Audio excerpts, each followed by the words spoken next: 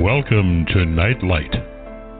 Step away from the mainstream and gather around as we enlighten the world and our realities and travel this cosmic journey we call life. Join us as we share with you and provide that beacon that can guide us all to a better way. Explore with us as we examine a metaphysical montage of spiritual insights, covering everything from the mundane to the magical, UFOs to unicorns, and everything in between. This is a time of awakening, of sharing and evolving, of spreading our wings and soaring on the cosmic breath of creation.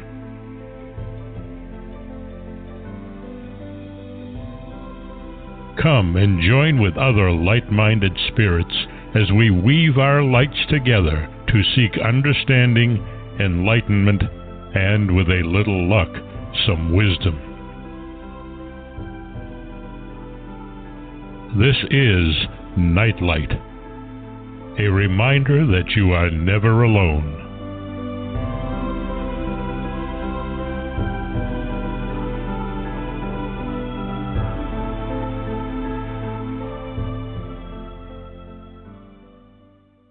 Terrific guests with us this evening, Alex McNeil and Rick Osmon.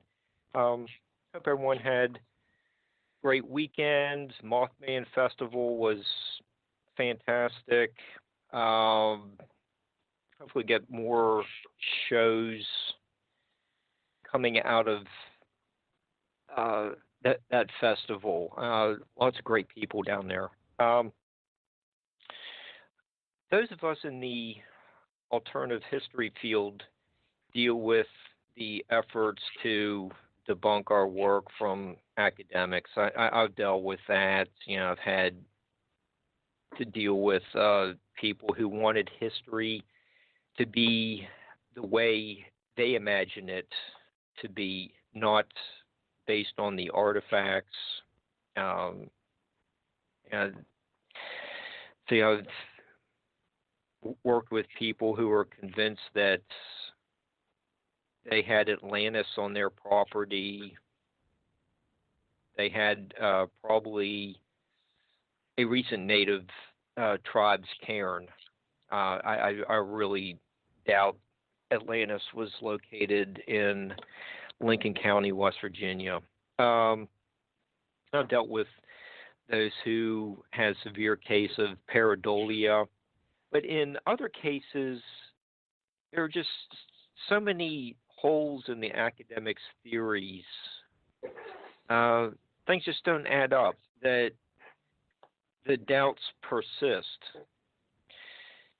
Alex McNeil is joining us for the first hour to discuss the Shakespeare authorship controversy and to discuss the Shakespeare Oxford Fellowship conference coming up on Friday, October 11th, 12th, and 13th. Alex, is that right? No, it's the following week. It's the week of the 19th and 20th. It starts on whatever that Thursday is. Thursday the 17th. 17th. Okay, I'm sorry. I had the wrong date.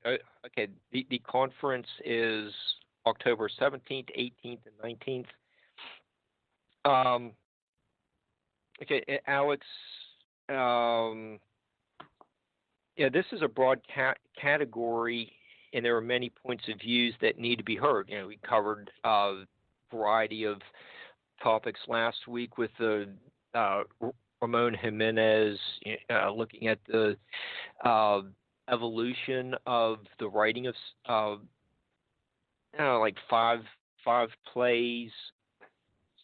There's so much that still needs to be understood about this subject that we want to keep exploring the topic as we get closer to the conference. And Alex earned his law degree from Boston University and recently retired as a court administrator. He is also editor of the ebook, The Contested Year, and you can learn more about his interests by going to the Shakespeare Oxford Fellowship.org website. So, hi, Alex. Thanks for joining us. Hi, Mark. Hi, Barbara. She's on mute while she does all her secret producing stuff. Oh, okay. All right. She's still there. Thanks for having me on. Let me make one real quick correction. I'm a graduate of Boston College Law School, not Boston University Law School. Oh, sorry. People frequently confuse the two, but the joke is Boston College. It's not a college, and it's not in Boston, but it is a real place. It's located just out. Most of Boston College is located outside the city limits of Boston, and since it is a university, it's not technically just a college. Okay. Well, thank you for correcting me twice already. Well, I already screwed this one up already. But I'll get better. What is one of the interesting facets of the authorship controversy is that this topic has attracted the attention of Justices John Paul Stevens and Sandra Day O'Connor.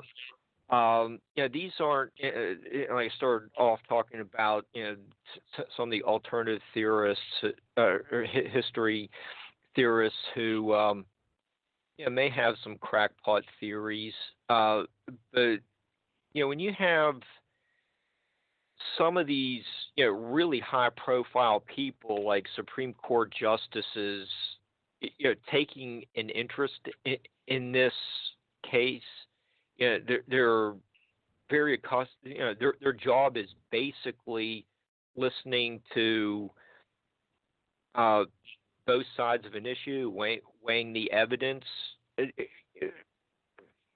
They were captivated by this subject. What did some of the country's leading lawyers like yourself have to say about this topic? Well, Mark, I think you hit the nail on the head just about 30 seconds ago in your introduction to the question, that it's a question of evidence. And that's really why the Shakespeare authorship question seems to have appeal to people like myself who are lawyers. There's many lawyers over probably the last 100 years have been interested in the question. It's also interesting in our organization, the Shakespeare Oxford Fellowship. We have quite a few engineers, we have scientists, people like that. The way I like to put it is the question, regardless of how you come down on it, examining the question is something that's of interest to people who tend to come from fact-based backgrounds. Mm-hmm. People who are used to looking at what is a fact, what is not a fact, or another way of saying it is, what is evidence and what is not evidence, and how do we weigh evidence? What inferences can we draw from combinations of facts or from evidence, or in Shakespeare of Stratford's case, and by the way, there was a real human being named William Shakespeare or Shaxper of Stratford-on-Avon. Nobody's denying that. In his case, what's very, very interesting, particularly to us lawyers, is that there is an absence of evidence of a lot of things about his life where you should expect to see some evidence. And the question is, what can you draw from the negative? What can you draw from the absence? One of the questions is, what can you draw from the absence of evidence? And so in general terms, as I said, that's why it seems to be a topic that lawyers and other scientists and others like that will have some interest in, because they didn't already come into it with a bias that many people who, let's say, were English lit majors have, who come from a different background, a different academic background and a different form of intellectual training. And I'm not disparaging that kind of training. I'm not, by any sense, I don't mean to imply that at all. There's some very, very, very intelligent, brilliant people who are English professors and who have great insight into interpreting Shakespeare's plays. So I also want to make that clear as well. But in terms of not being wedded to the traditional story of this rags to riches background of somebody being born, in a fairly poor circumstances in a town that was a 3 or 4 day trip away from London with, very little access to intellectual training on his own and education, how he, without clear evidentiary background, how he acquired the tools to become the greatest voice in the history of English literature is indeed quite a mystery. And you should expect to be able to find some corroborating evidence to show how he accomplished this. Another thing we say, people often accuse authorship doubters, particularly those like myself who believe that the Earl of Oxford is the best alternative candidate. We're accused of snobism, of saying, well, you're saying that only a lord could have been able to accomplish this. That's not quite right. I think and all of us know, people do manage to accomplish great things in their lives who come from extraordinarily humble backgrounds. There's no question that people can transcend obstacles and difficulties. The point we make with William Shakespeare Stratford, we're not saying that he couldn't have done it. What we are saying is he couldn't have done it without leaving any evidence that he did do so. Okay, and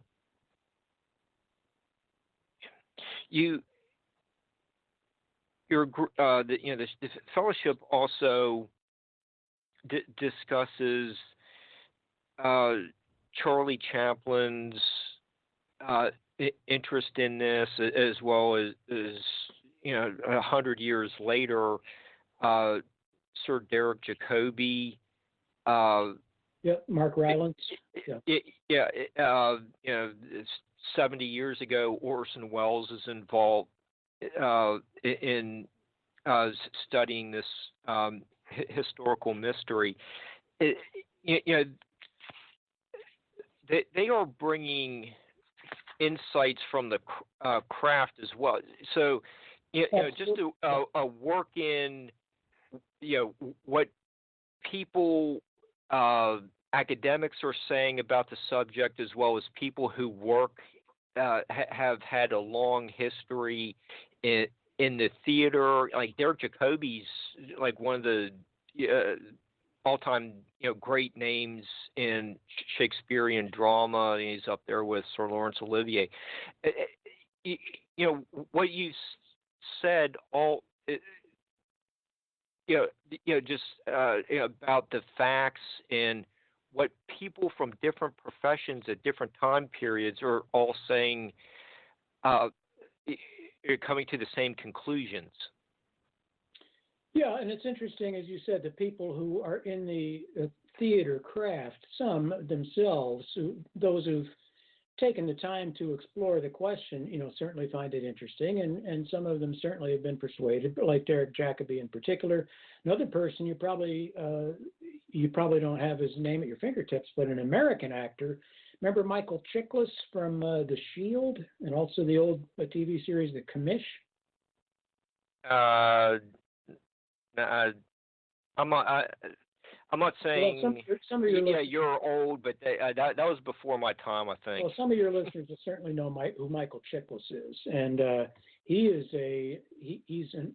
absolutely convinced of the case for the Earl of Oxford. So there are some American actors as well. Keanu Reeves just said in an interview online that he's an Oxfordian. So they're certainly a well-known American name.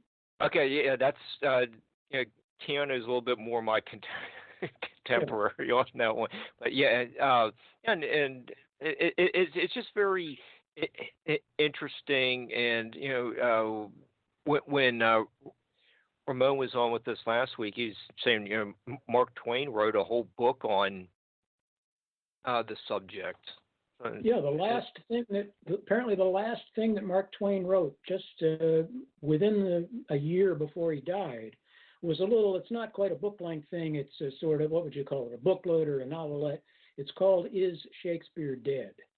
And it has Mark Twain's typical humor. Mark Twain, at that time, the case for the Earl of Oxford had not really been put forth yet. So Twain did not have a specific alternative candidate, but Twain was absolutely convinced that it was not Shakespeare of Stratford. And speaking of that, to plug our conference is coming up in Hartford, Connecticut next month, weekend of October 19th and 20th. The reason we chose Hartford, Connecticut is because that is where the Mark Twain House and Museum is located, and that's where our conference is taking place. It's going to be at the Twain House right in downtown Hartford. And on Saturday night, October, I think that's the 19th, a Canadian actor named Keir Cutler is going to do his one-man show of Twain's Is Shakespeare Dead? He's done it before. I've seen it before. It's an excellent, excellent presentation. That'll be open to the public, and it's a modest ticket price to get in. But in case somebody happens to be in the Hartford, Connecticut area on Saturday, October 19th, Saturday evening, the 19th, and doesn't want to go to our whole conference, I think they would very much be entertained by seeing Keir Cutler's one-man show about Twain's Is Shakespeare Dead book. Okay, and Alex, you started the show off talking about the importance of evidence and also what we don't know, and you are an editor for this really fascinating ebook, The Contested Year, and Mark Anderson is another one of your editors. Yes. On that project, he has a really interesting book, Shakespeare by Another Name: The Life of Edward de Vere, Earl of Oxford, and the Man Who Was Shakespeare. This book, you can give us a little bit of background on why the book was written, but the Contested Year was claims that 1606 was a very important year in Shakespeare's literary career. Let me jump in. I think I know where you want to go. Our book, Contested Year, was written in response to two books that James Shapiro of Columbia University has written. James Shapiro is probably the leading American Shakespeare scholar, at least in terms of reputation and at least in terms of media availability. If there's a question about Shakespeare, the usual journalistic sources will put in a call to James Shapiro for his opinion on whatever the issue du jour is. So he's got the name and he's got the reputation. And as I said, he teaches Shakespeare at Columbia University. So he wrote in, I think around 2000, he's written two books, around 2011 or 12, or maybe, I don't have the exact year. He wrote a book called Contested Will, which purported to be a, quote, unbiased look at the Shakespeare authorship question. And then he has a chapter on each of the several leading candidates who have been put forth over the last, century or so as the alternative Shakespeare, from Francis Bacon to the Earl of Rutland to Oxford. And then, he kind of purports to demolish each of those cases and then ends up with his book resting solidly on the fact that it's got to be William Shakespeare of Stratford. I will also interject, in connection with that book, he did not speak to one single Oxfordian. He refused to have a conversation with any Oxfordian. He would not answer emails when he was contacted by any Oxfordian, and he said, please do not contact me any further. So he did not go into that with what I will call an open mind. He went into it with his mind already made up. Then let's move to the second book that he wrote. The second book that he wrote is the more recent one. That came out maybe 3 years ago. I could be off. It might be 4 or 5 years ago. It's called 1606, The Year of Lear. I think that is the title of it. And in that, he purports to talk about the actual calendar year 1606 and what an important year that was in the development of William Shakespeare, the playwright and poet. Because it's Shapiro's view that two of Shakespeare's greatest plays, or actually three of them, Macbeth and King Lear and Antony and Cleopatra, were all originated and created during that particular time period, more or less, give or take a few months.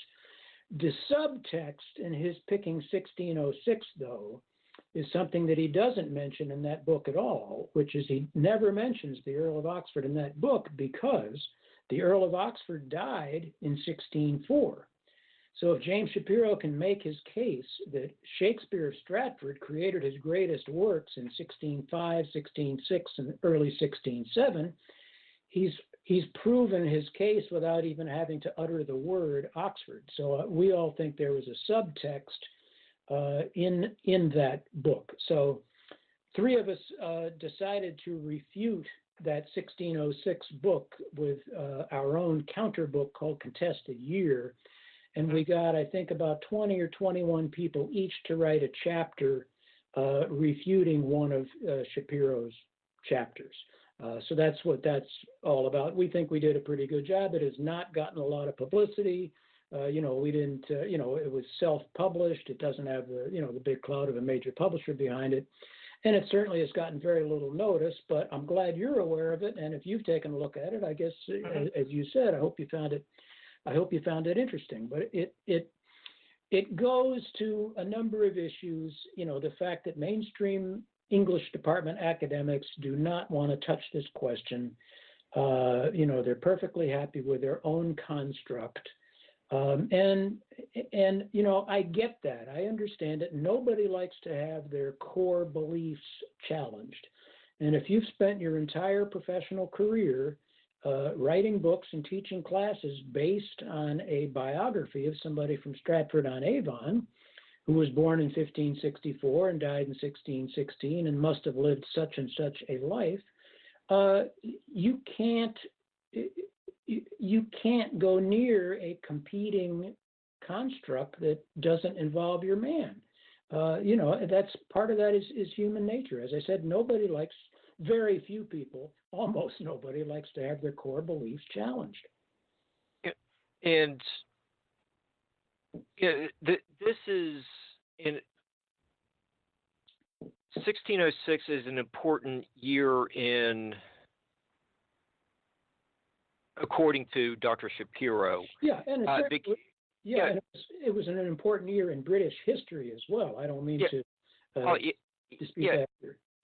And you have in 1605 the gunpowder plot that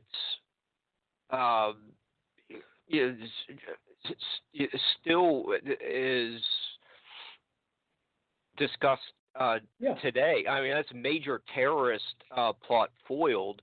Then he contends that these three plays were written in 1606 following the gunpowder plot. Probably most of us have to read those three plays to get through high school. Right, or at least two of them, yeah. Yeah, at least two of the three. Well, the nice thing about Macbeth is that it's short. That's why I think that's one reason they offer it in usually 11th through 12th grade, because of all Shakespeare's plays, it's either the shortest or the second shortest. But let's talk specifically about Macbeth. The linchpin of James Shapiro's argument for 1606 being the year that Macbeth was created is because, as you said, because he sees echoes of the gunpowder plot reflected in the plot and in the lines of Macbeth. Again, for some of your listeners who might not be familiar with the gunpowder plot, in the fall of 1605, there apparently was a plot by some, well, let's call them 17th century terrorists to blow up Parliament building, with barrels of gunpowder. That's why it's called the Gunpowder Plot. Agents of the Crown, of Robert Cecil, who was the King's chief minister, were able to find out about this plot and, curtail it before anything bad happened. And they rounded up several of the conspirators who were quickly tried and tortured and put to very, very gruesome deaths by the state. And in connection with their trials, and some of the people who were accused and convicted in the Gunpowder Plot were Roman Catholic, devout Roman Catholics. And at their trials, in defense, when they were asked certain questions, they would cite what's called the doctrine of equivocation. And that means to Roman Catholics at the time, to a devout Roman Catholic, it was a sin to tell a lie. And so if you were asked some question like, are you a Roman Catholic sympathizer? You couldn't say, and if you really were, it would be a sin to say no.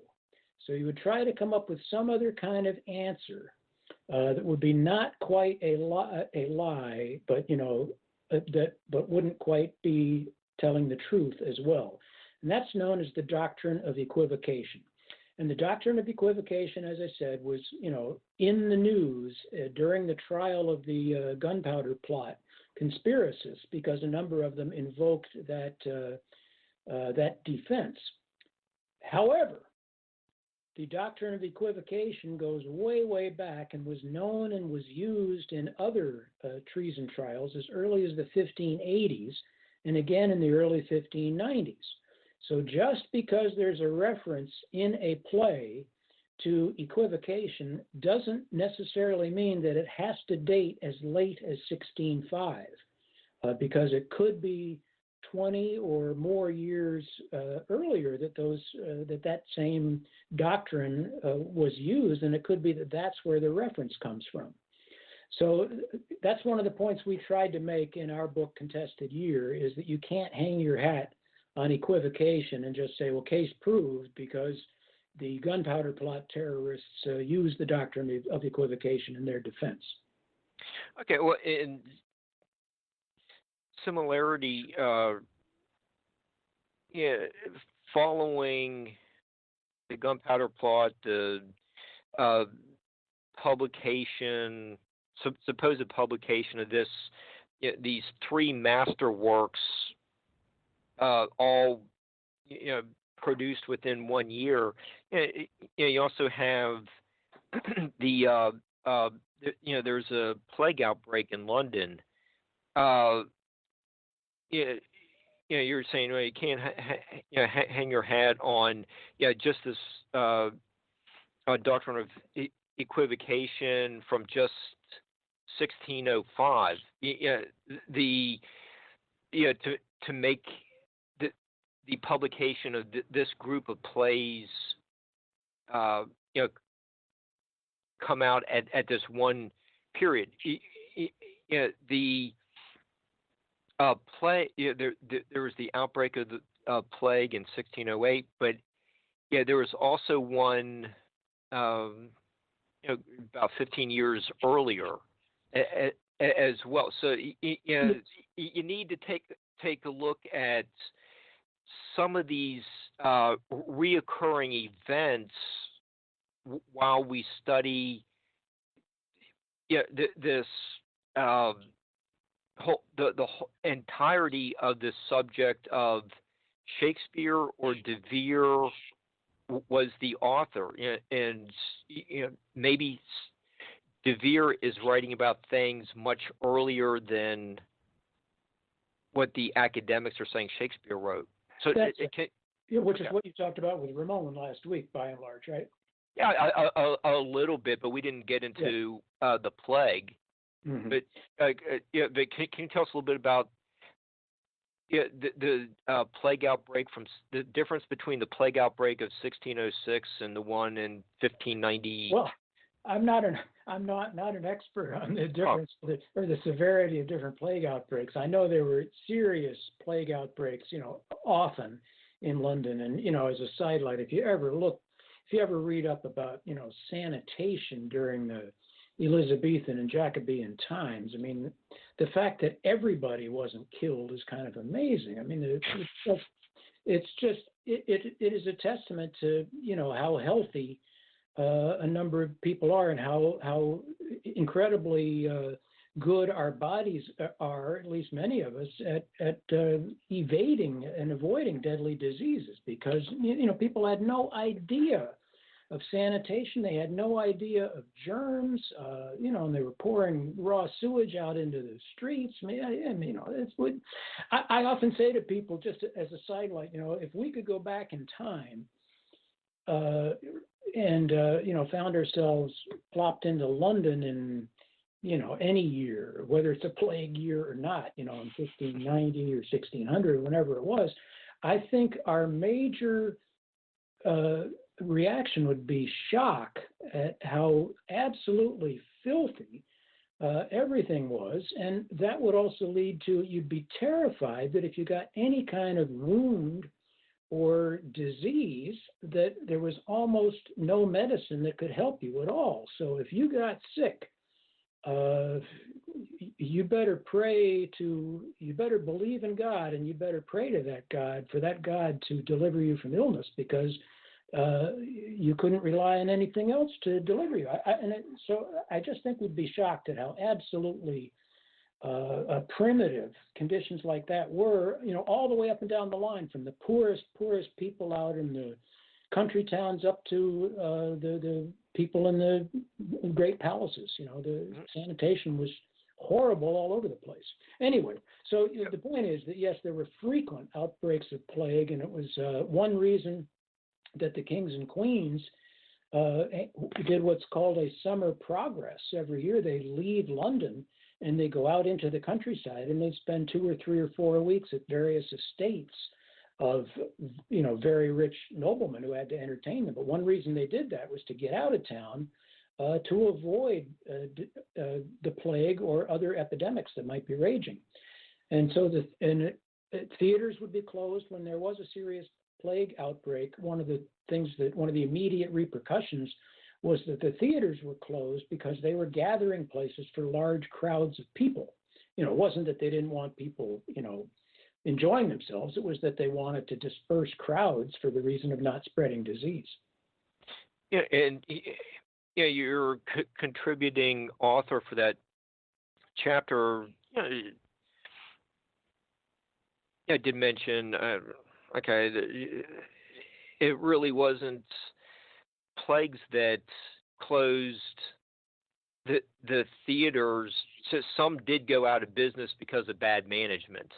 So there's that going on as well, and that seems to be kind of like an urban legend in the Shakespeare studies as well. Mm-hmm. Yeah. Well, I'm just saying theaters. What I meant was theaters would be closed temporarily. Outbreak of the plague, they'd be closed for a few weeks or a few months, but then they could open again. But yes, other theaters were closed due to bad management. Other theaters were closed, I think, because a lot of the city authorities, did not approve of the theaters, because they were gathering places for prostitutes and pickpockets and petty thieves and things like that. Not to mention sometimes the scandalous nature or controversial nature of the plays that were being shown.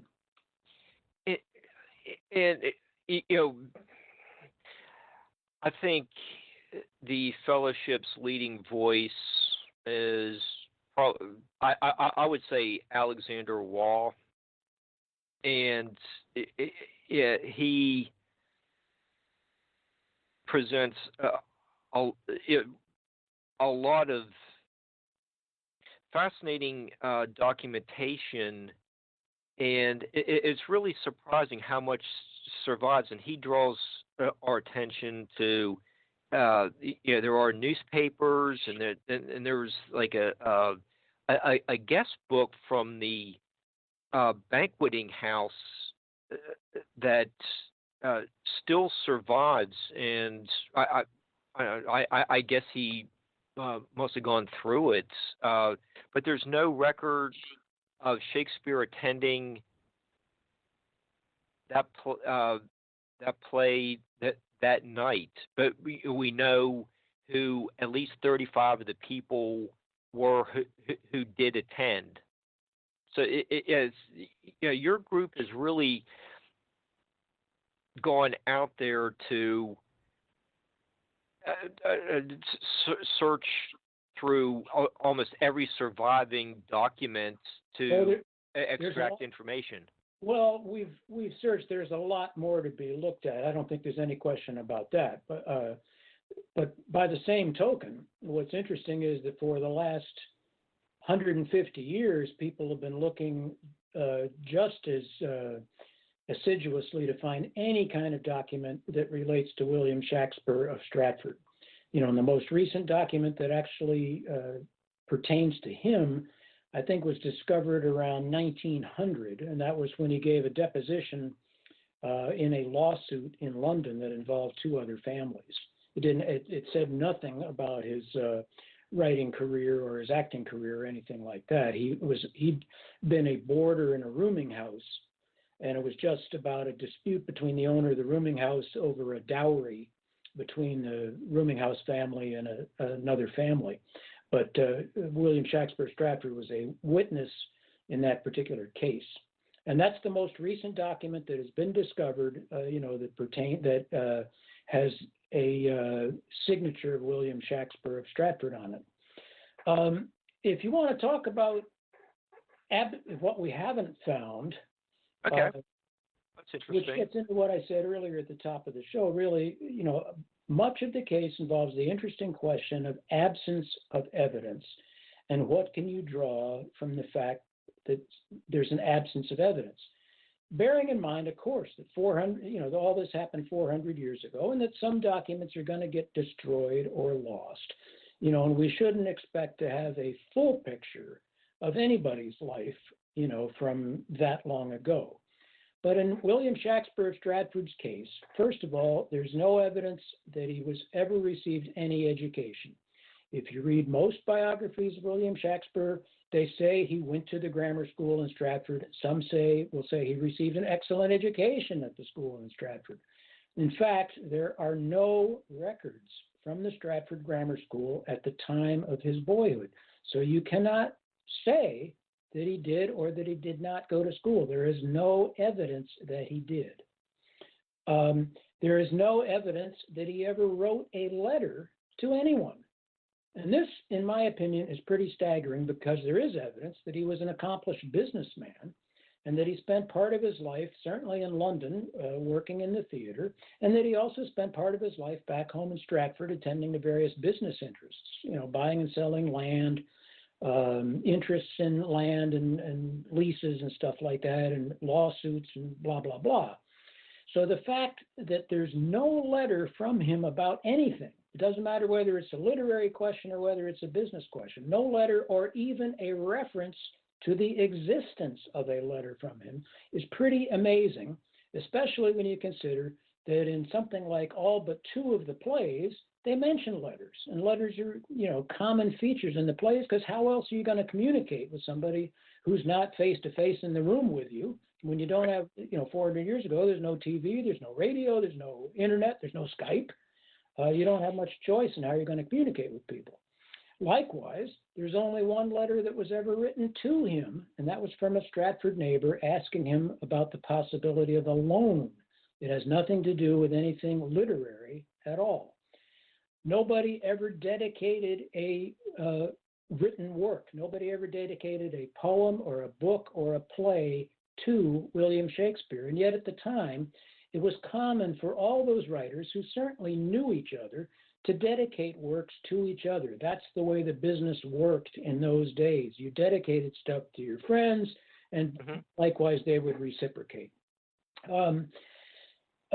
When Queen Elizabeth died in 1603, Shakespeare supposedly is at the height of his creative powers. Dozens and dozens of poets write poems, lamenting her death, saying what a great monarch she was and how we're going to miss this, guiding light, et cetera, et cetera. Who's silent? William Shakespeare of Stratford. When King James becomes king in 1604, Shakespeare, according to the traditional theory, Shakespeare becomes in effect a court poet, because we know that King James liked a lot of Shakespeare plays, because there's records that a lot of Shakespeare's plays were shown for King James's royal court. And yet in 1612, when King James's first son, Prince Henry, who was the crown prince, the guy who was expected to succeed him, when he suddenly died at the age of 18 of illness, and again, 50 or 60 poets, wrote laments about Prince Henry's death. Who's silent? William Shakespeare writes nothing about it at all, and yet he's supposed to be the court poet at the time. And to me, the single most damning feature of William Shakespeare's biography, known biography, is that, as you probably know, he had 3 children, one of whom died at age 11, but his 2 daughters survived him, well into adulthood. Mm-hmm. Neither of his daughters could read or write. And yet, in Shakespeare's plays, think of all the women who were shown reading books or writing letters, and Shakespeare, the author, in his works doesn't make a big deal out of this.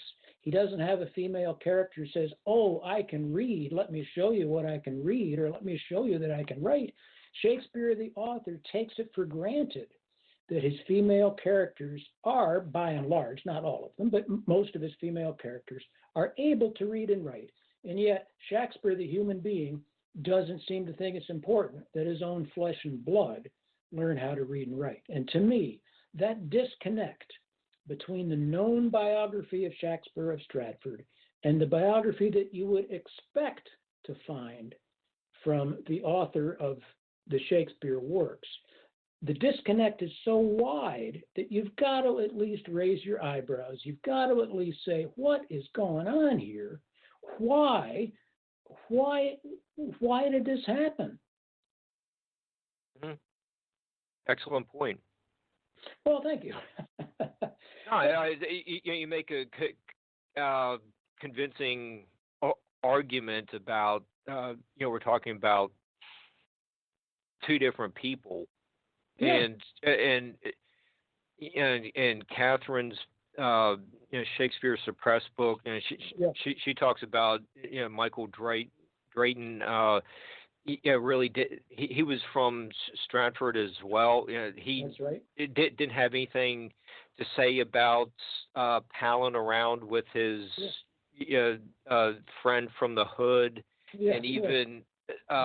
Speaking of Drayton, Shakespeare's own son-in-law, who was married to his older daughter Susanna, who was a physician named Dr. Hall, he kept a diary, and he wrote in his diary that he treated that excellent poet, Michael Drayton, and yet he says nothing about his own father-in-law. And as far as we know, neither of Shakespeare's daughters, who lived for another few decades, and even Shakespeare's granddaughter, who lived until 1670, none of them are ever known to have mentioned their father or grandfather. Well, if he was this famous guy, how come, as far as we know, they were completely silent about him? And as you say, nobody in Stratford-on-Avon, nobody in his hometown is talking about him as this accomplished writer and poet. It's just, it's very, very strange, and I think any honest Shakespeare biographer has got to at least admit that this is very, very strange. Getting back to Shakespeare's daughters being illiterate, the common response to that is, well, don't forget that schools were only for boys. I know that, and certainly girls were not able to go to school at the time, but nevertheless, you see a lot of instances, particularly when you look at wills of people who would become successful in their lifetimes. And by the way, one of our people has looked at about 3,000 era wills from the time. People did make arrangements for the education of their daughters, if they had young daughters at the time of their death, or their female grandchildren, to be educated, because people, realized the value of being able to read and write. It wasn't something that was trivialized, and people thought that this was many people thought that this was good for women and girls to be able to read and write as well. So it's a very, very puzzling situation, to say the least, and leads you to doubting whether William Shakespeare of Stratford is the same person as the William Shakespeare who wrote all those plays and poems. Now, we've got to connect the two, because certainly in 1623, when the first folio was published, that's the first collection of Shakespeare's works. 36 plays are all put together in one big book. Excuse me, I was just having a sip of water there. I don't want to get hoarse.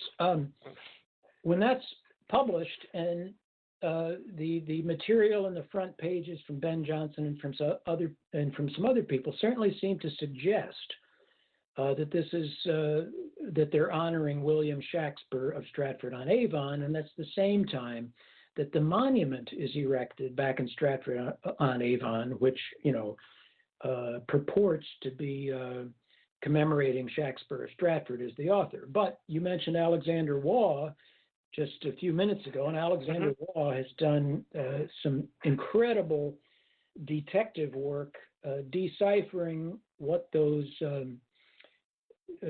introductory pages to the folio are really telling us, and also what the monument to Shakespeare in Stratford-on-Avon is really telling us. And I would like to plug Alexander Waugh's YouTube channel as the best place to study that further, because I don't think we have enough time to really go into it tonight, but I do want to plug that heavily, because Alexander Waugh's got some great insights into cracking some of these secrets. Well, Alexander would have a feel for this subject, since he also comes from a literary background. Exactly. Yeah, he's the grandson of Evelyn Waugh, the novelist of the early 20th century. Oh, I'll have to work on getting him to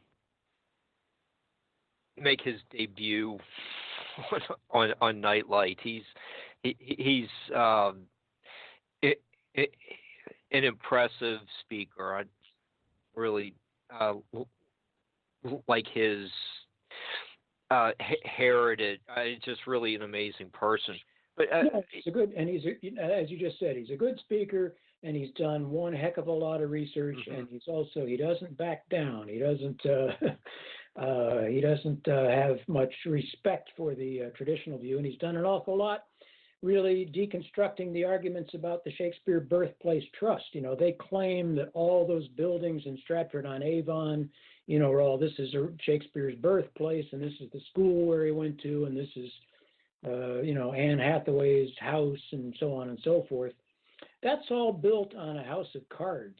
They are built on shaky legal foundations, and Waugh has shown that most of what they're talking about is really based on myth and tradition, and that there is no evidence that any of these, that most, if not all of these houses are authentically the real thing at all, or that they were inhabited by the people that the Shakespeare Birthplace Trust, says they were inhabited by.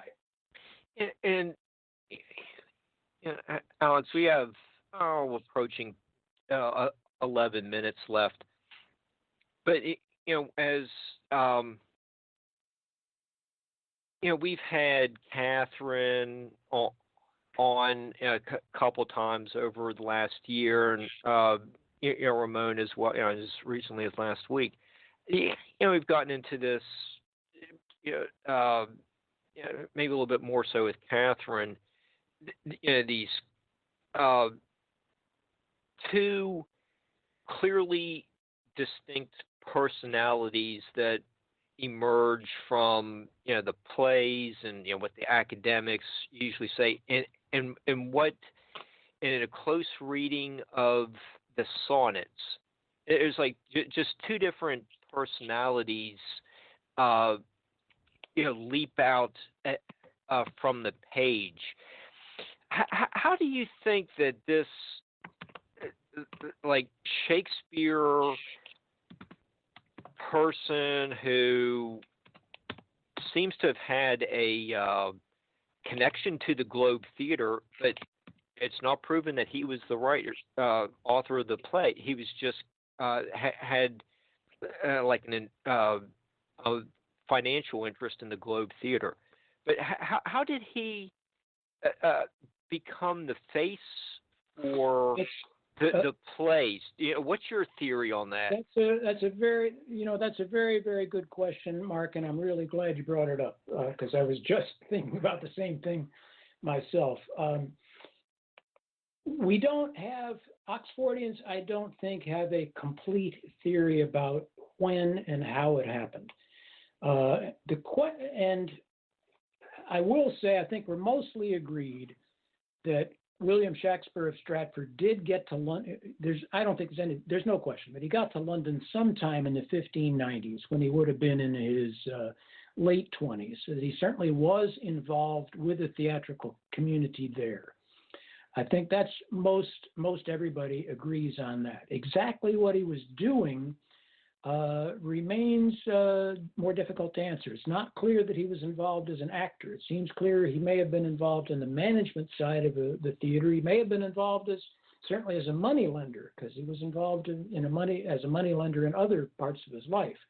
And actors are always desperate for money, whether it's the 21st century or the 16th century. So that would stand to reason.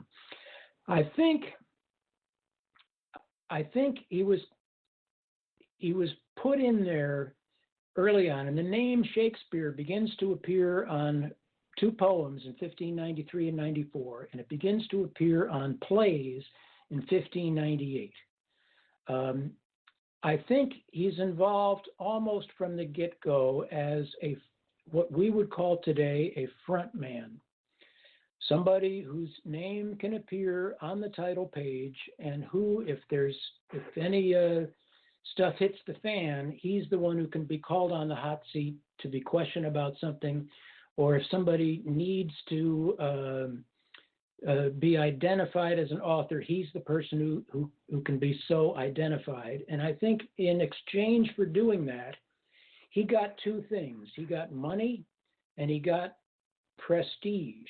The money that he got is sort of documented in his known biography, because in 1597 or 98, he suddenly has enough money that he can buy the second biggest house in Stratford-on-Avon. And you don't make that kind of money from writing plays or from writing poems or even from being a part owner of a theater.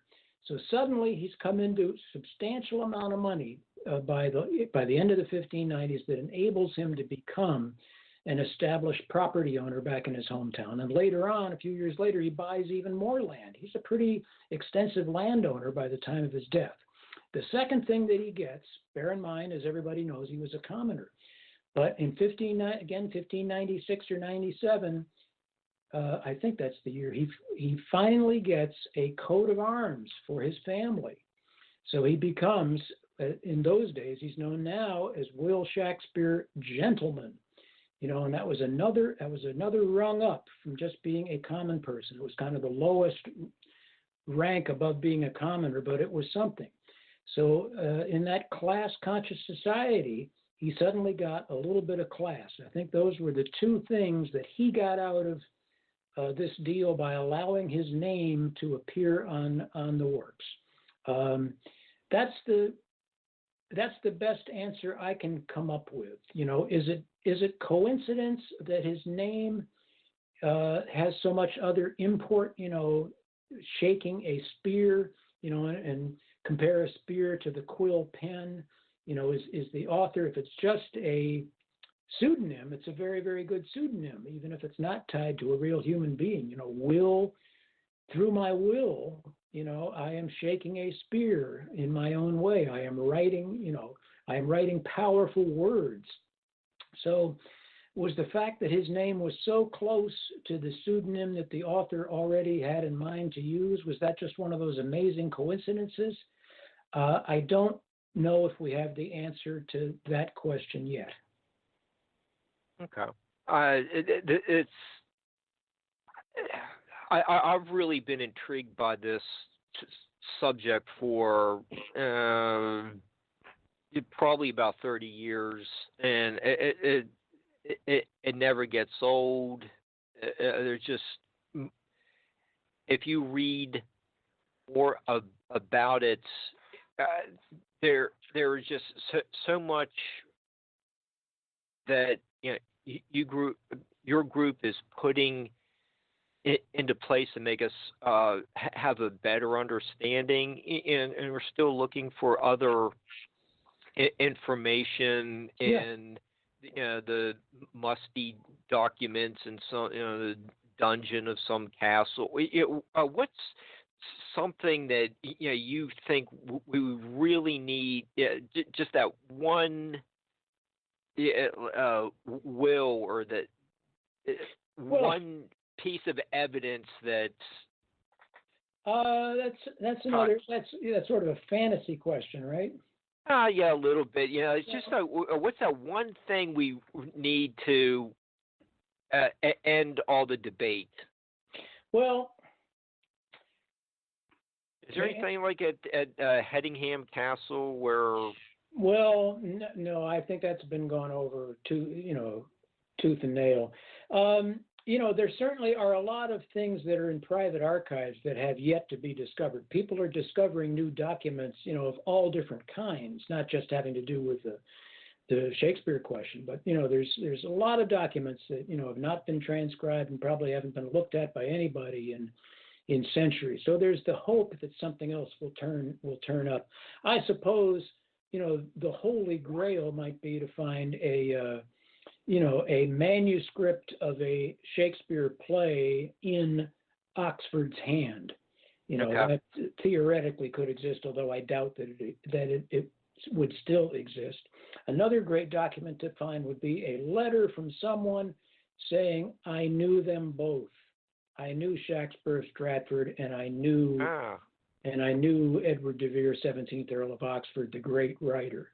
If you could find that would be the Holy Grail. But I suppose it would be dismissed as a, modern forgery by the English departments. But I don't think we should keep our hopes up that some magic thing like that is going to happen. I think what's going to happen is just, it's an incremental buildup of more and more good scholarship on our part, and continuing to question the reflexive theories that it has to be the guy from Stratford, and it's out there now. The toothpaste is not going to go back in the tube, despite what Jane Shapiro might wish. It's out there. A lot of people are certainly aware of the existence of an authorship question. They don't know, the nuts and bolts about it, but they know that there's plenty of people who doubt that Shakespeare Stratford is the author. And there's more people who are aware of that now than were, say, even 10 or 20 or 50 years ago. And I think that's a real good sign. Okay. And Alex, we're down to about the last 2 minutes, 90 seconds. Could you give us your website and the dates of the conference again, please? Yeah. Again, my organization, it's ShakespeareOxfordFellowship.org. It's one word, ShakespeareOxfordFellowship.org. We are the only American organization that advocates the case for Edward de Vere as the real Shakespeare. Our annual conference is going to be at the Mark Twain House and Museum in Hartford, Connecticut, starting on Thursday, October 17th, ending on October 20th. If you go to the website, you can find out information about the conference. And if you want to go see a very entertaining show, go to Keir Cutler's one-man performance of Is Shakespeare Dead at the Mark Twain House, Saturday night, October 19th. All right. That's Alex, it sounds like a great weekend. This was a great discussion, and we're gonna have to do this again, and just keep plugging along, looking for more evidence and developing these theories. Okay. Best of luck to you at the conference, and we'll keep in touch. All right. Thanks very much, Mark. Good to talk to you. All right. Take care. Bye. Okay. Bye, Alex. Bye-bye.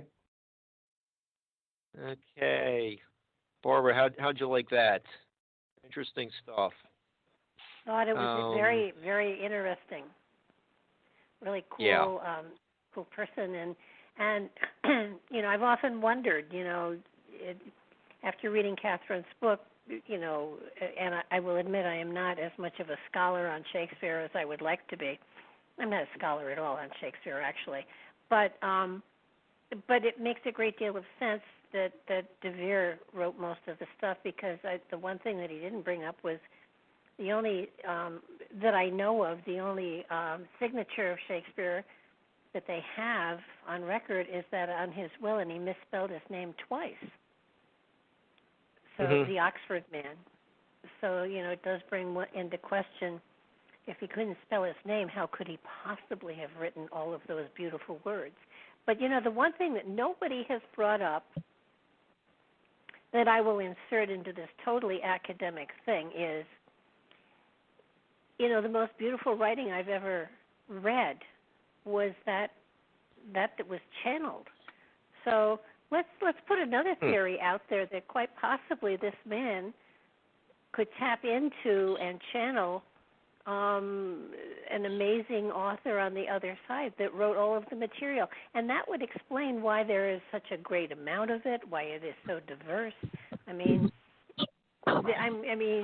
you may giggle at this, but it's a very big possibility, because, frankly, I don't write poetry, but when I channel, I do. So that this person may have been able to touch into another dimension and draw all of the material from there. Just a thought. The creative process is fascinating to study as well. Hey, we do have our second guest with us. Producing isn't my forte, but I can do enough to get Rick? the guest on. Yeah, okay. We found him. Yeah, let's see. Let's get to. Can you hear me now? Yeah, along with the crickets. Yes, I do have crickets. It's a very lonesome place out here. Me and a cricket. Okay. I'll leave you to it, Mark. Yeah. Okay. We have always an expanding audience, so you have to get to the bio. Sugar Lips has been working out 3 times a week with Brenda, and he's her personal trainer. He's Super Oz, able to leap tall petroglyphs in a single bound, rescue damsels in distress and kittens and trees, and admire Mandy too. You forgot Bridge Diver and a few other weird things. That just doesn't sound like the guest form I was sent. Wonder why that showed up. I think back channel correspondent. That's probably illegal in a court case or something. We'll have to get Alex on this case.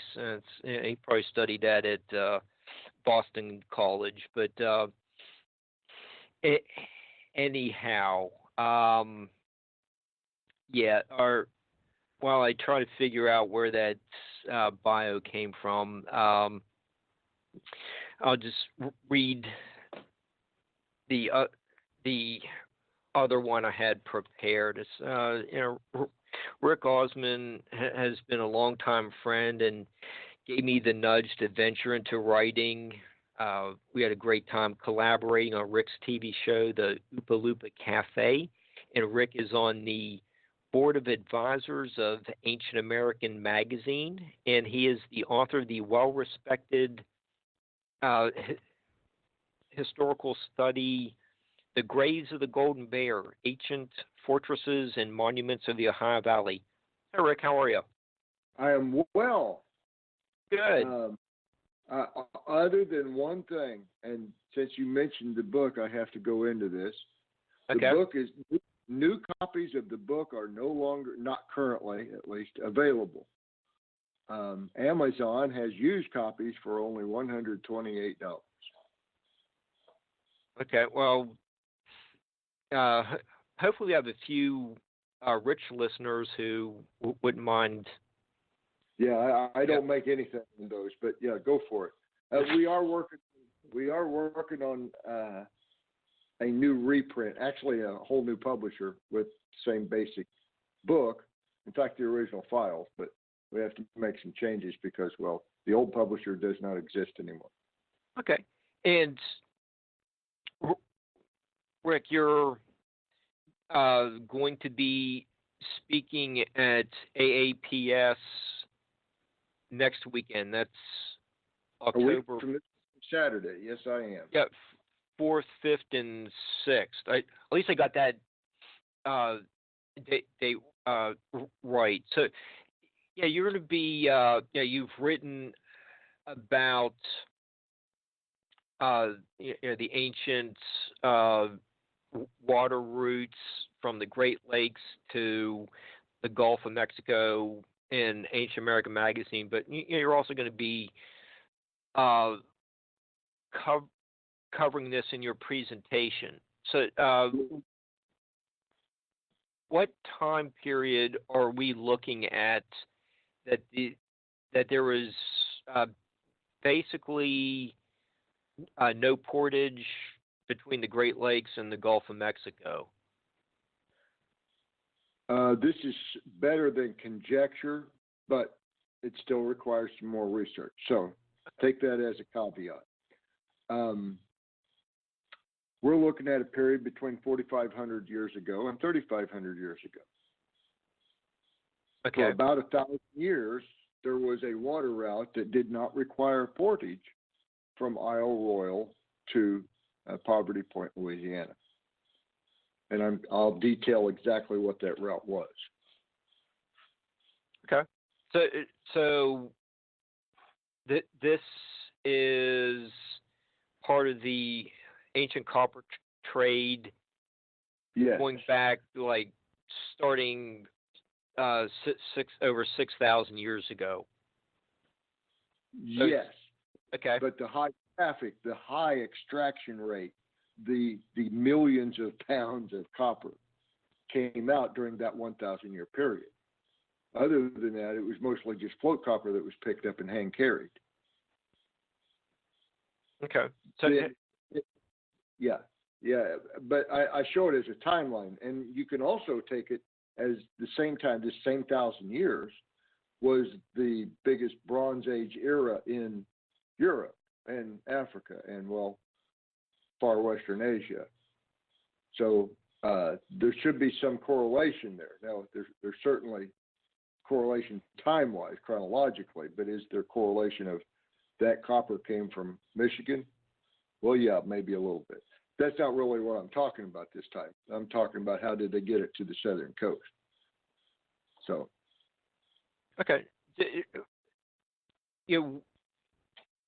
Once they got from Michigan, one of the destinations is to Poverty Point. What are they doing there with this amount of copper? Well, they're processing some of it there as, what I would call portable artifacts, but bells or bracelets or, earrings, ear loops, whatever, nose loops, fish hooks. But most of it, to my own research satisfaction, was formed into what we call oxide ingots of copper and shipped elsewhere. And I think we will eventually see ample evidence that some of it went directly into Turkey from, the Pillars of Hercules. Probably took the northern route, but I can't prove that yet. Okay. And, to buttress what you were just saying, when I heard you on Cat Hobson's show the other night, and you had brought up that there were some ingots found in Israel recently. Can we say? There were 10 ingots, and the spectroscopy determined. This was laser ablation spectroscopy stuff that I used to do. It showed pretty clearly that this tin originated in Cornwall, England. Cornwall, Britain. Mm-hmm. England is a late effect, but the southwestern corner. Yes, pretty near Land's End specifically, and it's very much accepted that that's where that tin came from. But if that tin showed up in this neck of the woods, it would not be as accepted. So yeah, it's a big deal, and it's not just in Israel. It was also in Greece and in Turkey and a couple other places. Okay, so since Cornwall is probably one of the nearest points in the British Isles to America,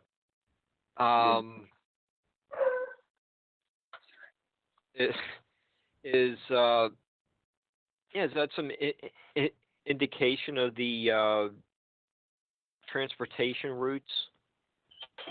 Well, yeah, that's why I said that I think there's strong evidence that they took the northern route for a lot of it. Mm-hmm.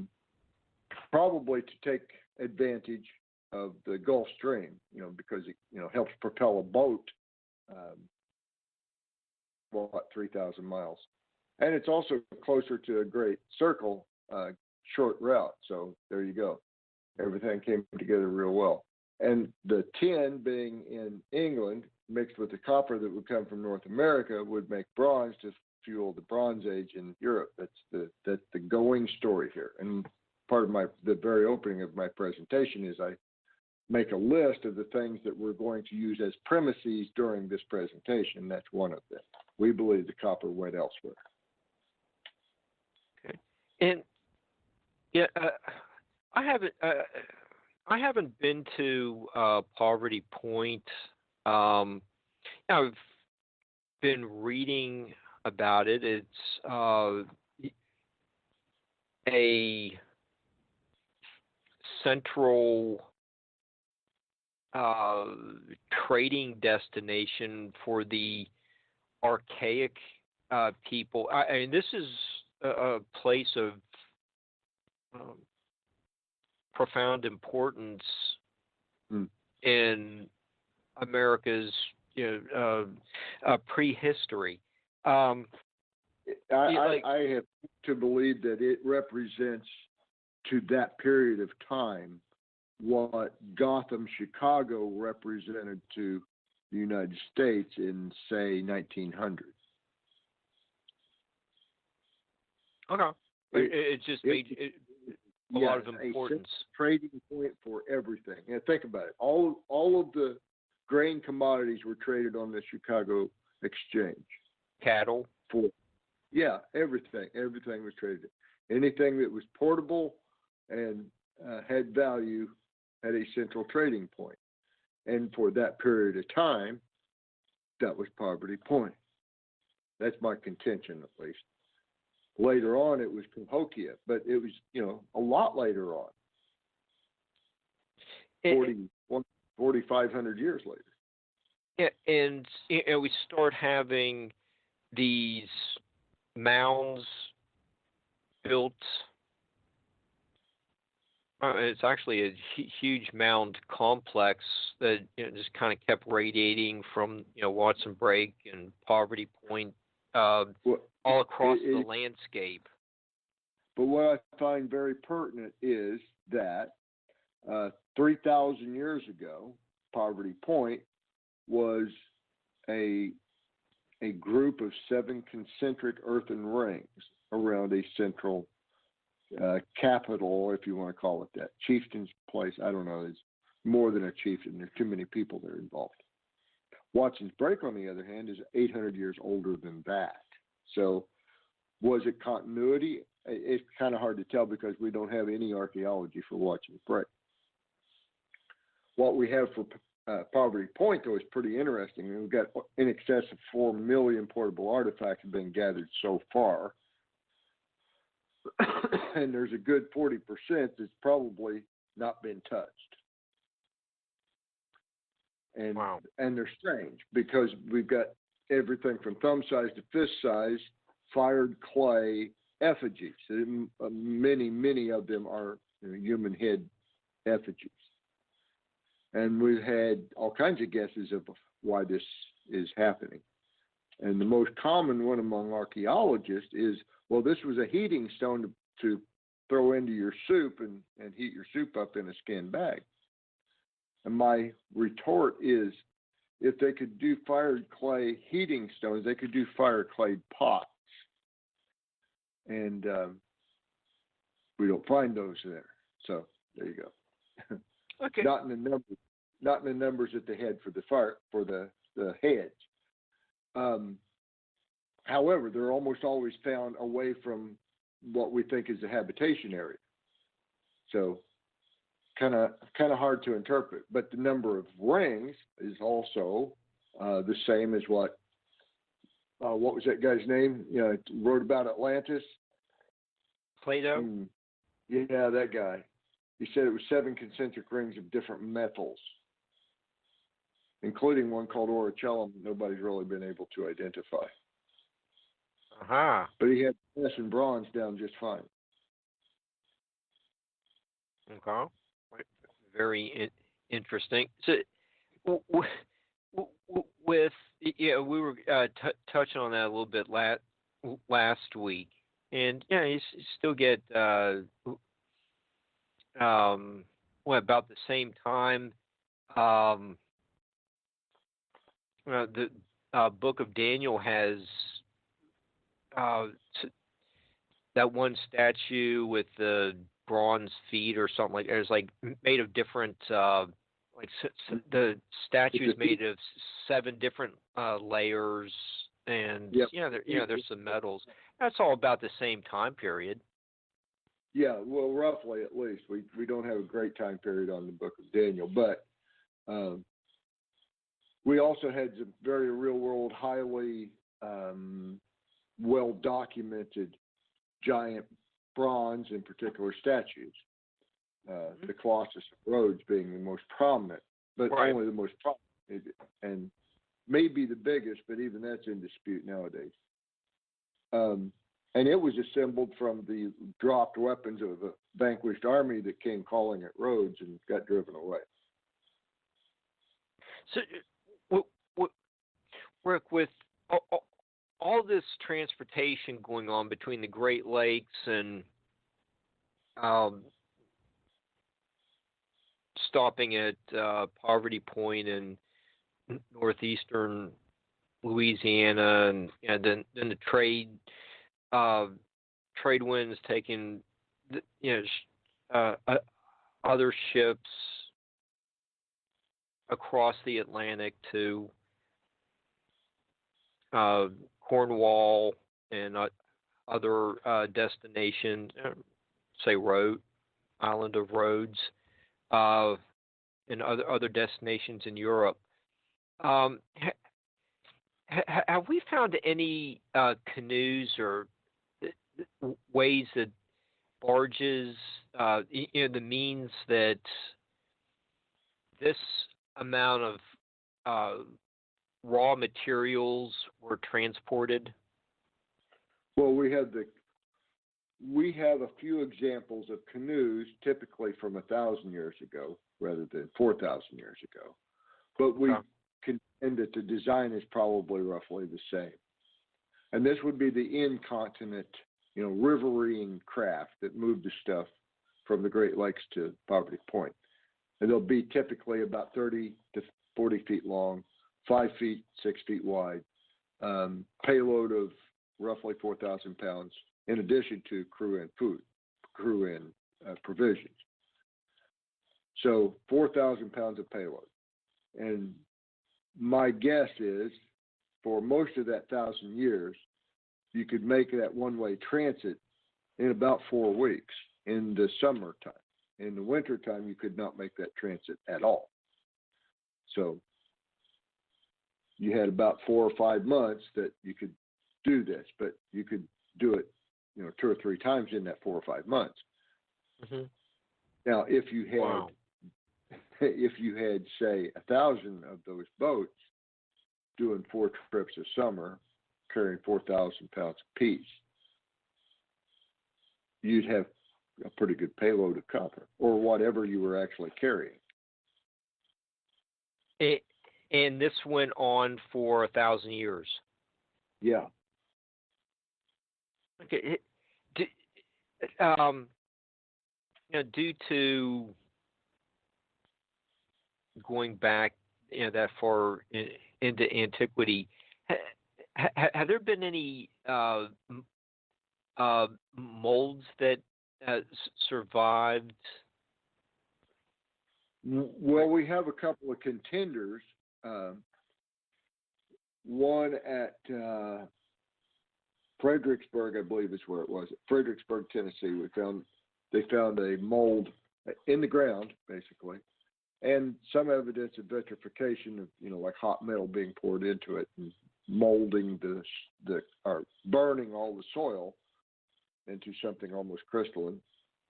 The other one, there's a good possibility at Poverty Point, but on the opposite side of the river of the existing ruins. So it's kind of interesting. The river has meandered right through this thing in the last 3,000 years, 5,000 years. And go ahead. I don't want to interrupt you. Well, there are a lot of possibilities, but the 2 best contenders, in my opinion, are Fredericksburg, Tennessee, and Poverty Point. Okay. And the one at Poverty Point was found by J. Wakefield and I believe it was Rich Most, but I don't recall. Okay. I think it was Rich. Okay. I'm sure he is hot on the trail of something if it wasn't these molds, but I'll have to get him on and ask him. But we've been talking about a lot of the how the ancient peoples were moving north to south, and you've also been researching how goods were transported from the south to the north as well as east. I assume that they were probably using some type of cargo ship as well. And sailing technologies, almost certainly. Yeah, there's some kind of naval engineering, and you would be knowledgeable about that. But there was products coming from South America as well. And you're saying that some of the coca leaves were found up in Minnesota, Wisconsin type. Cocoa leaves, cocoa, as in the cocoa bean that you make chocolate out of today. Back then, they were making a drink out of it. And yes, there are at least 36 different sites have had the same earthenware with the same contents tested out. And it's slightly different concentrations, but same contents. And it is remnants completely consistent with this cocoa beverage, fermented cocoa beverage. What's interesting about that is the ceramics are all the same. It's like a branded product from a different country coming in its own packaging that everybody's going to recognize, kind of like the Coca-Cola bottle went all the way around the world and everybody knows what it is. The other thing is, much like Coca-Cola and little known to most Americans, it is a perishable item. So was the cocoa. It had to get here pretty rapidly for it to be any good to sell. It has an expiration date. Well, it has a shelf life, put it that way. So that means that the transportation itself was rapid enough to cover, in some cases, a couple thousand miles in a matter of 8 to 10 weeks. What? Yeah, like that. From at least the tip of the Yucatan Peninsula to the upper reaches of the Mississippi River. Okay, so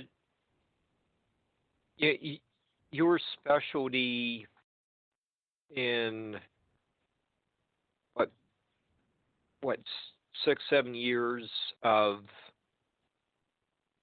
your ancient fortresses articles in Ancient American magazine have focused on a lot of the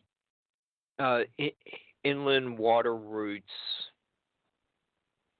in eastern and central portions of America, giving us a really nice background this evening about all these ships going up and down the Mississippi River and so many other rivers. You've been focusing on the Wabash River in Indiana. It's part of the Ohio River drainage. If we get off, take a detour from the Mississippi River into some of these tributaries,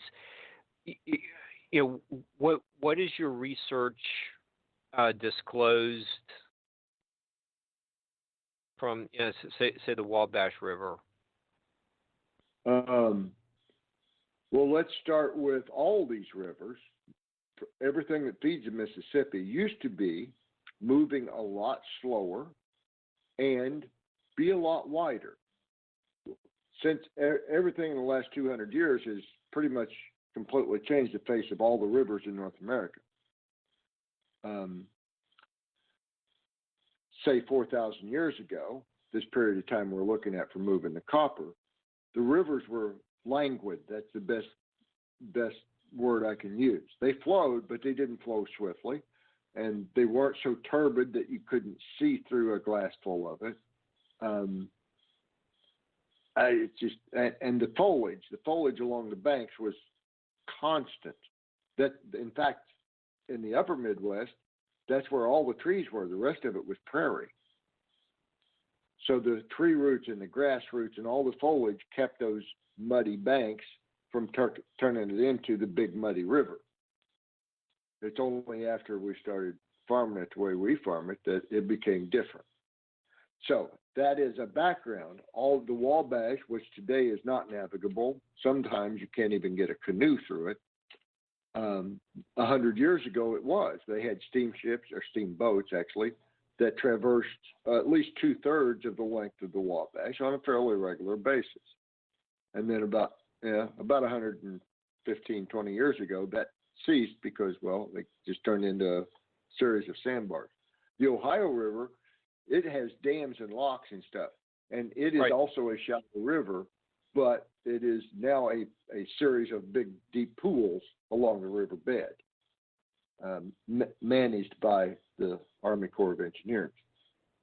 So when you see the rivers that we have today, it's not the same rivers, it's just in the same place. Okay, and you've given us some really insightful information on, like, there was an economy of prehistoric America. It was a vast and extensive trade network. Let's go with Poverty Point. Okay. Poverty Point, of course, was in that time. It was on the seashore. It was on the Gulf of Mexico. Nowadays, it's 75 miles inland because, well, that much mud has moved down those said rivers. But at the time, it was, the seacoast trading port. And incidentally, it's still about 60 miles from the only exposed rock in the entire state. Wolf's Head Cave is the name of that place. It's an interesting spot, but I digress. Poverty Point had trade goods from, well, Wolf's Head Cave and from the Yucatan and from even down into Bolivia and Ecuador. And it had conch shells as a local commodity. Well, they're dead now. You can't get them in Louisiana much, but they were prolific then, and they were traded, all the way up into Canada, Wyoming, everywhere. They went up to Nova Scotia. They may have gone up the Atlantic coast for that, however. They had obsidian mined from what is now Yellowstone National Park. They had silver mined from Nova Scotia. They had, we don't know all of the perishable items that probably went there. We can make some guesses, but we don't have enough resources to test everything and prove it. But I'm pretty sure that you had dyes or dye products for dyeing fabrics coming from all over 2 different continents, maybe more than 2 different continents. You had animal products, feathers, furs, meat, claws, anything that they needed a specialty for, coming from all over 2 or maybe even 3 continents. You had every form of deep water fish available within, a couple hundred miles of the shore. It was a thriving and vast economy, and it had a hierarchy. Yes, they did have a hierarchy. All of academia seems hell-bent on framing this as a religion. Well, I suppose you can frame it that way if you wish, but it was a hierarchy. And whether it was a priesthood or ministers or premiers or whatever you want to call these particular people who are the elite, they're the top caste. But so much more of the civilization was utilitarian than what academia seems to want to portray. So I don't know. Maybe I should just leave that at that. Okay. Well, that help? It's just interesting to hear an expert talk about this economic base that was here when probably a lot of people may have the impression that it was basically a hunter-gatherer culture, but as time went on, you also do talk about in the Graves of the Golden Bear that America was also attracting spiritual leaders like St. Brendan. Yes. And possibly a whole bunch of others, but Brendan's tale is at least documented a little bit. So the names have changed, like Island of Paradise or whatever term he used. Fortunate what the Romans called it too. Yeah, but when you look at what he wrote about with the crystal castles, obviously he's talking about icebergs and the whales. He's describing everything accurately as you would go across the North Atlantic Ocean to from the sky. The same thing that got Pythias called down by his peers was burning rocks falling from the sky. But you cruise past Iceland pretty much any time in the last couple thousand years, and you're likely to see burning rocks falling from the sky. So, if America, what maybe had a reputation of, I don't know, economics, some spiritual aspect. Why do you think Brendan got into a small boat and smaller boat than what the you know, natives were using on their canoes. Yeah. And what was he doing here? He was proselytizing. He was trying to spread the word of Christ. I don't know that he was here long enough to actually accomplish it. However, there is a lead-in, a pretty strong lead-in, I might add, and it has to do with a guy, the late Robert Pyle. Okay. I'm pretty sure you're aware of Robert's work, Wyoming Yes. County, West Virginia. A little bit familiar with that. Yeah, over almost 2 decades, he investigated a bunch of apparent Ogham writing and eventually found a skull that was close enough proximity to be considered in association with the Ogham writing. The skull was tested for both C14 to get a date and for DNA to get an ethnicity. And it came back as 7th century, early 7th century AD, and Irish. So there you go.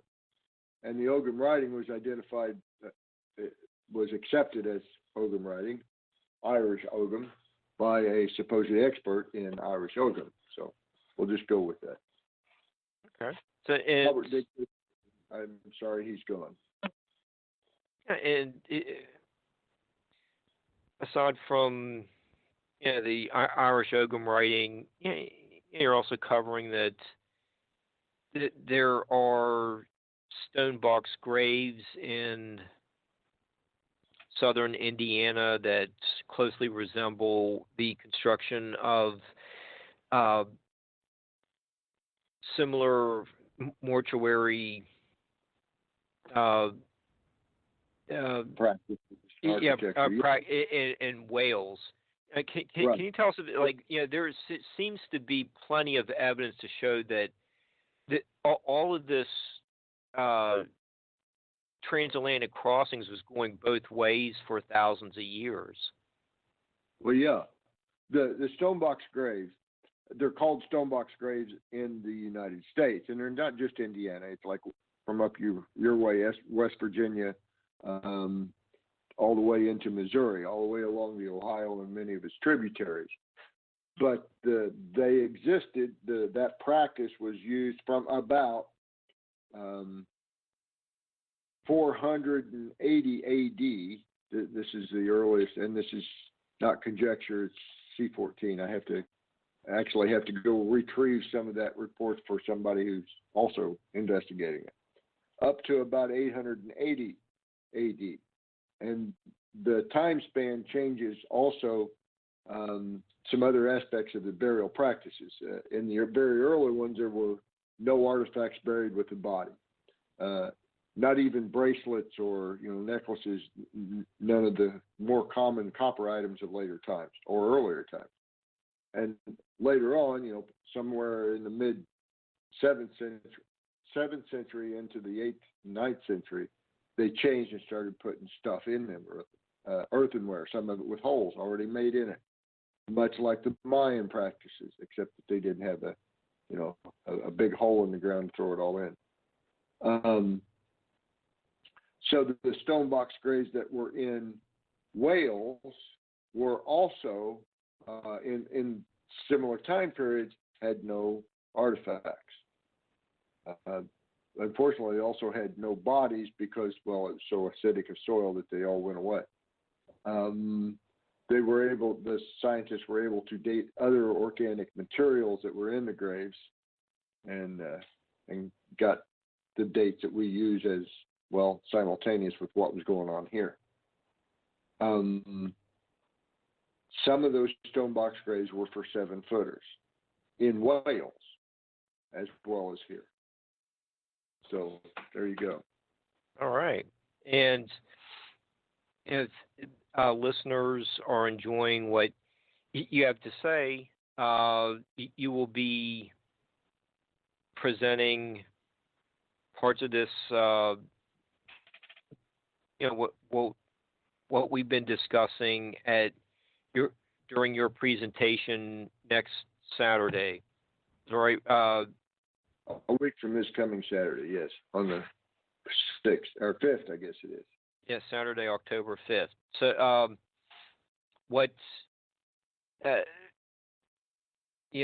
if people want to know more about it, what's the website?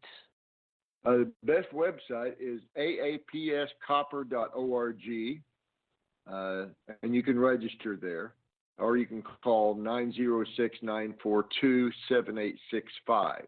And this event is being held at the Island Resort Casino Convention Center in Harris, Michigan. And the phone for the hotel lodging reservations is 906-602-6040. And they have a great hot tub and pool because it's no chlorine bleach. It's salt. I love this place. Okay, and there's Earl Meshode is going to be talking to, and there's a trip out to his Potawatomi Center. Cultural Center, yeah. You were out there last year. That looked pretty interesting. Can you tell us a little bit about that? Sure. The Cultural Center or Earl, because they're both pretty darn interesting. But okay, let's just do both. Yeah, okay. Well, we'll start with the casino is part of the property, part of the reservation for this the Hannahville band of the Potawatomi tribe.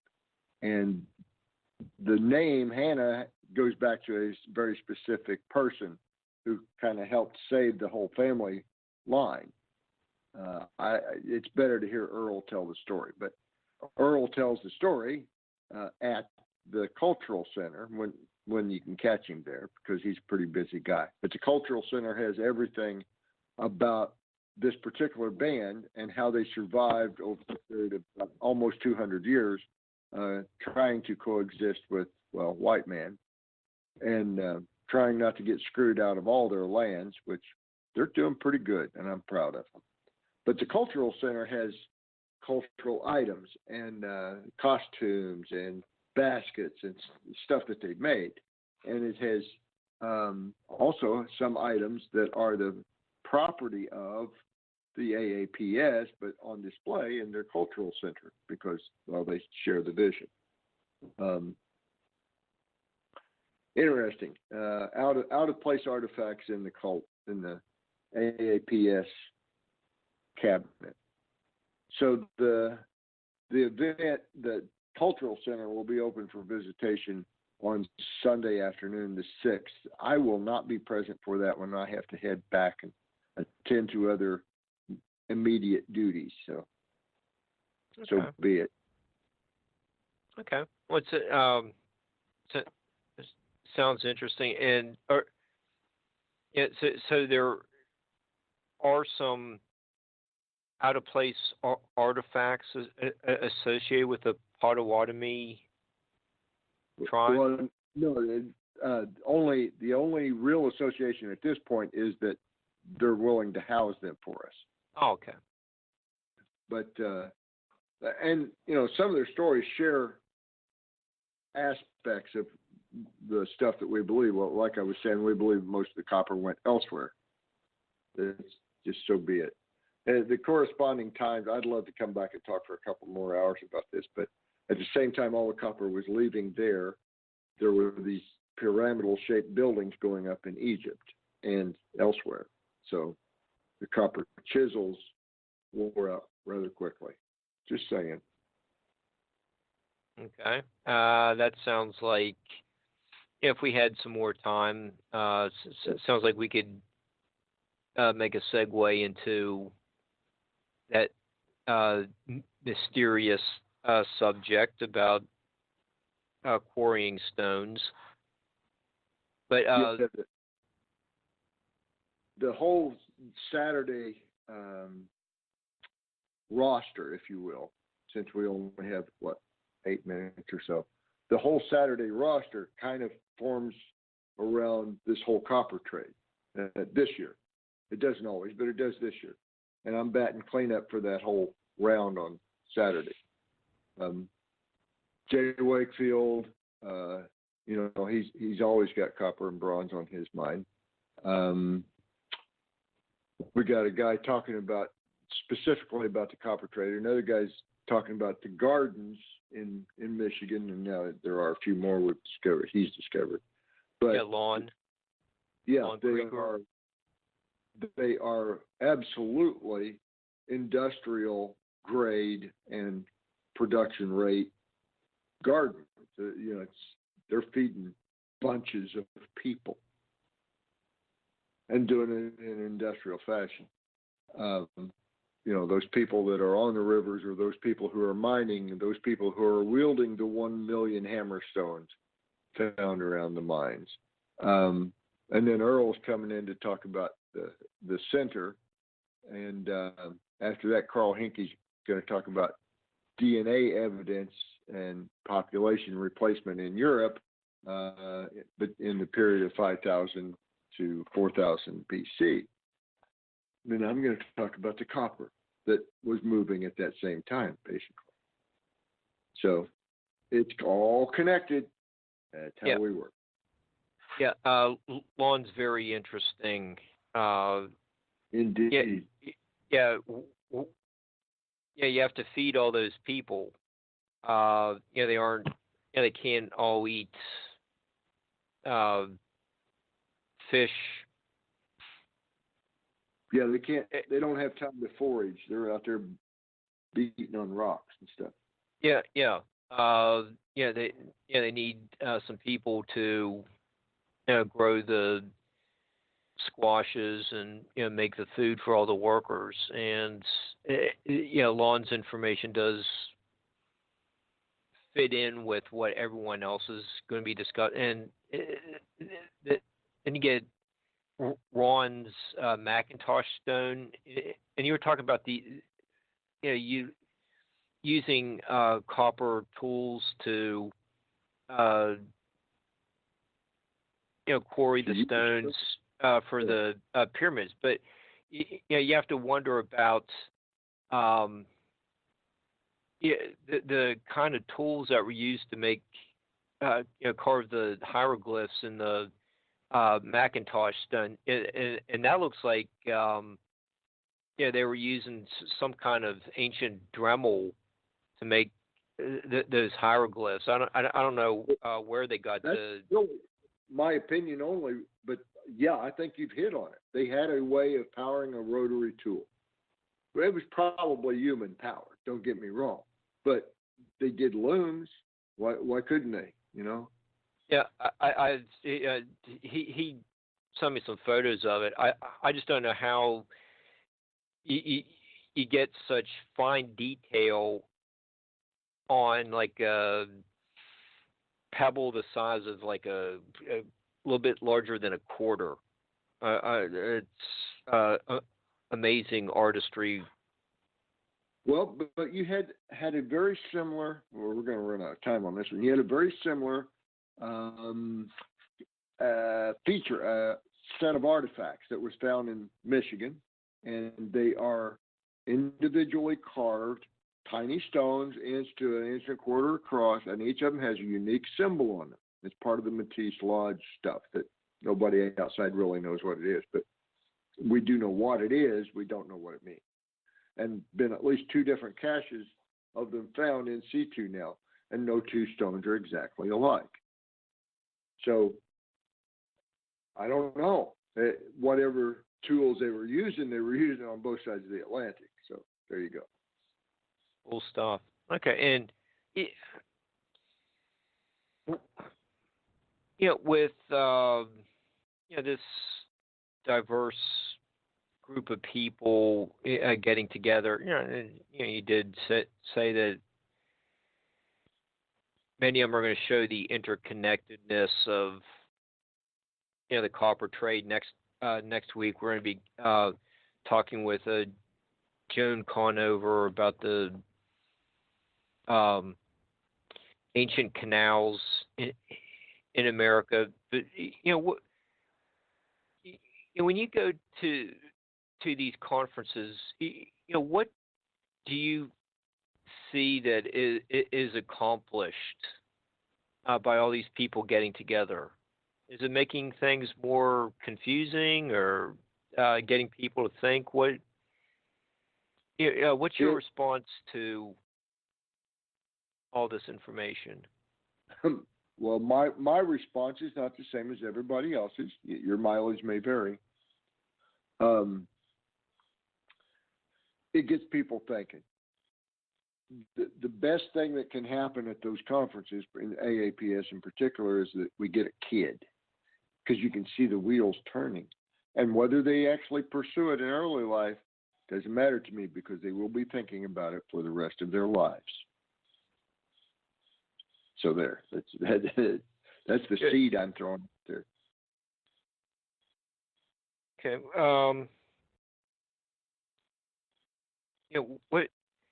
What's your next project? We still have like 7 minutes left or so.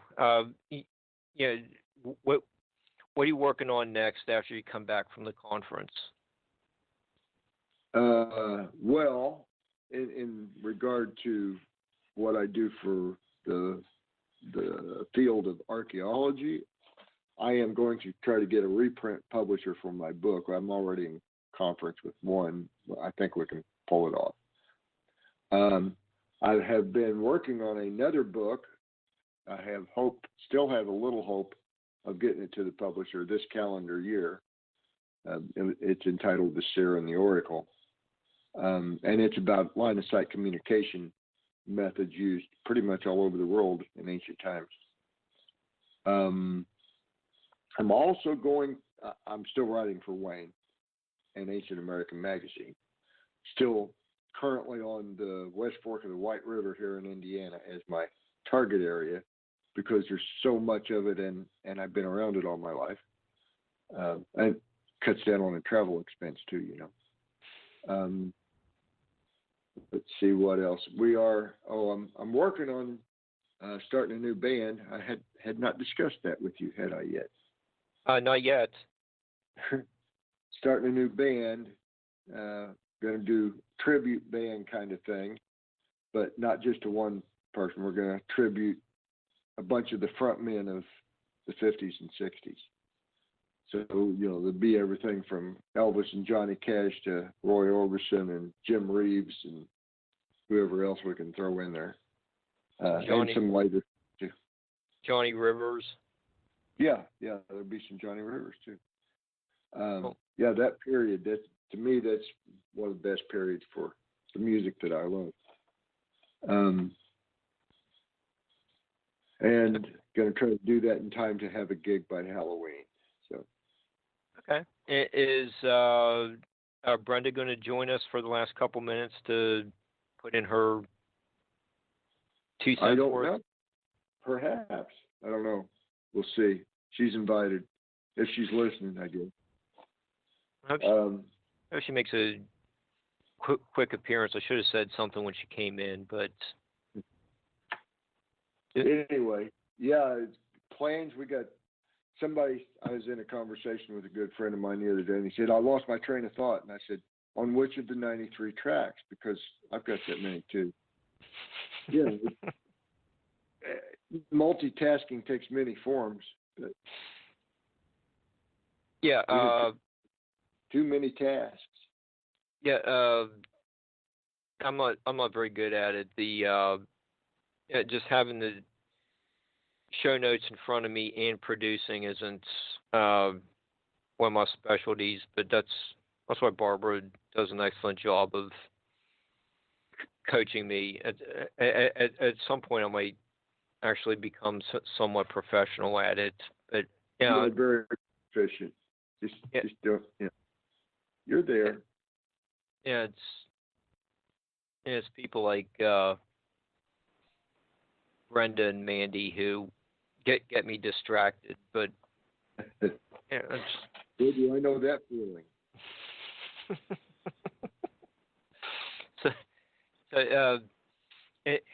Anyhow, we're down a few more minutes.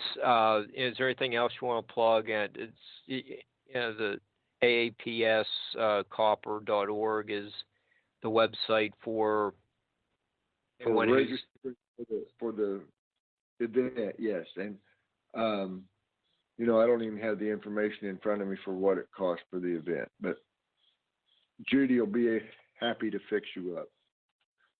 I'll talk about the room for just a moment. The room is at the casino. The last year we could seat, I don't know, somewhere around 150 people, and we kept it, not brim full, but it was pretty good turnout. Good projectors, good sound system. Dana runs everything great for the technology end of things.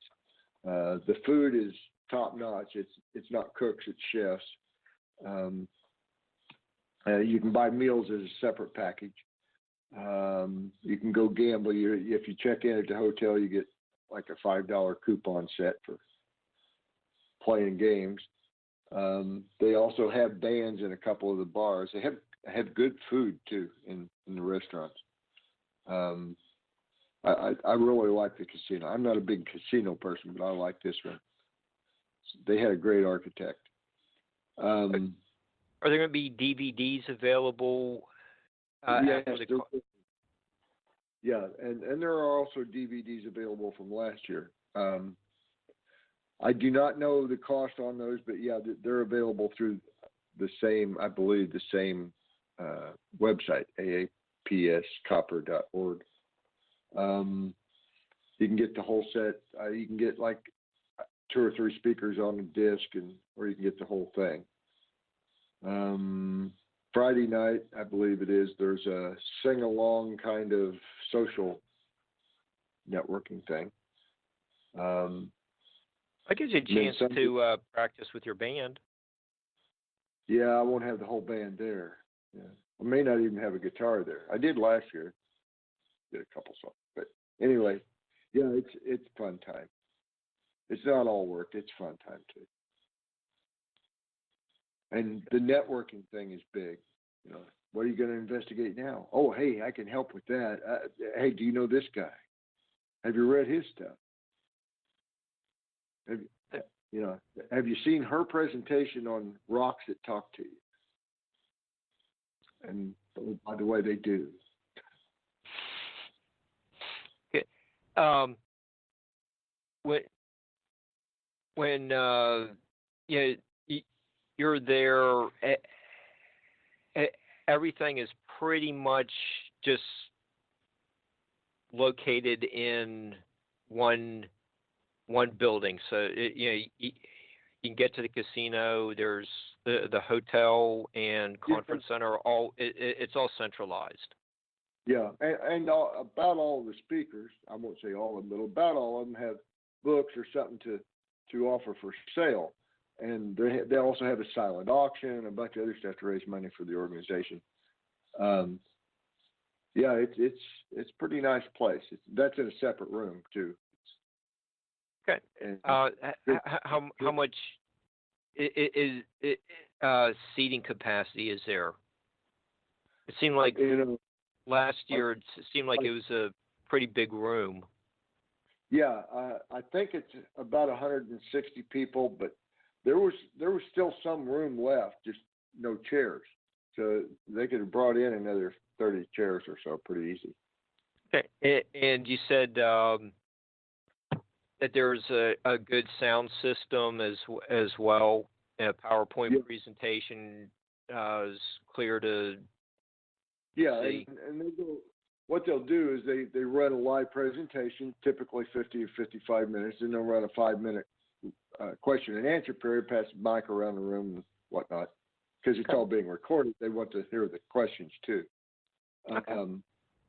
And then later on, after everybody speaks, including me, Saturday night, well, same thing, Friday night, they're going to have a panel discussion, and everybody who has sat there and listened to us drone on all day can, get a turn at saying, so let me get this straight. Okay.